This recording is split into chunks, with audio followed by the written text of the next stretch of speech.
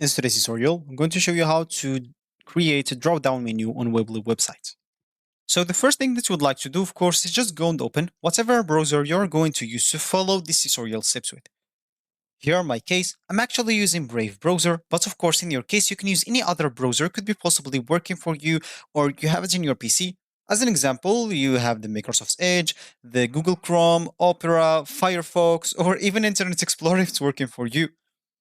So just go to that browser, and once it's opened, you will have to go to this URL section and simply type weebly.com and hit the enter button, and that will take you directly to the Weebly home screen or main screen website. So here you will have, of course, to log in into your account if you have one by clicking at this login at the top right corner. Once you click on it, you will have to fill your email, your username, then of course enter your password. Or you can log in with your Facebook, Google, or even Square. Of course, if you don't have an account, you'll have to click instead of login into sign up at the top right corner again. And if you click on it, as you can see here, you will have to enter all this informations: first name, email, last name, confirm your email, create a password, then the local. Agree to their term of service. Then, of course, click at continue and you will have successfully created your account. So if you just created your account, they'll ask you, what kind of website would you like to create? And you need a website or a website with online store. So for you, choose whatever suits you. For me, as an example, I just need a website.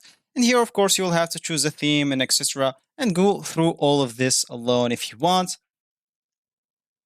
And you will be good to go. So once you have your website ready, you'll have to publish your website, of course, in a web domain that you already have, or you can just go and buy one. You'll be good to go. So as we said in the beginning of this tutorial, we would like to create a drop-down menu. So let's just click on edit site here at the top right option. And let's just wait for this editor to load. Let's just remove this.